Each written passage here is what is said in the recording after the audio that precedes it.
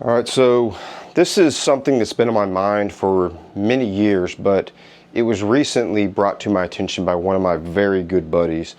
And it has to do with weapon manipulation, or the handling, right?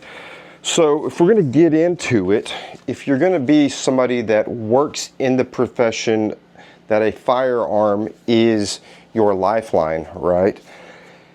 Imagine you were a professional hockey player or a baseball player. Do you ever see them just really awkwardly handling a stick? Or when they're in like the dugout, they come out and they're doing their practice swings. You ever see them just look awkward with the bat? You never see them look awkward. They look like their device, be it a hockey stick, it be a golf club, it be a baseball bat, whatever, is connected to their body.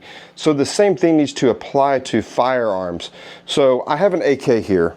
They are not known to be the most like ergonomical weapons, right? But what you need to do, I got this microphone on me, is ensure that you are manipulating your weapon and moving it around as if it is natural, right? You don't need to be all robotic with it. So for an example, right?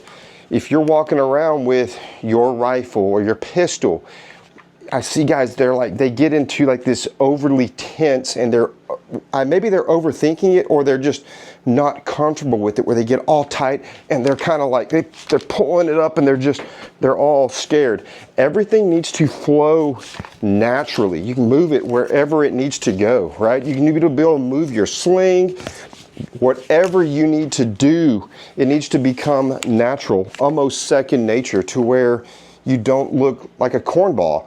And that's something that needs to be practiced. I don't care what kind of weapon that you have, but you need to get proficient. And this is something that's quiet. It won't annoy your wife. Like dry firing is annoying, right? Dropping mags, racking slides.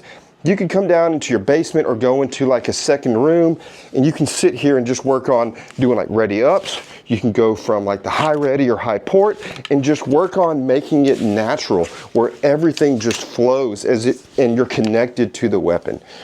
So that goes back to saying like what's professional and what's right or wrong. So when you see these instructors or these people that are out there getting after it, right, and they just look like they're like robots, and they're like, and they're doing all this weird stuff, that is not what right looks like.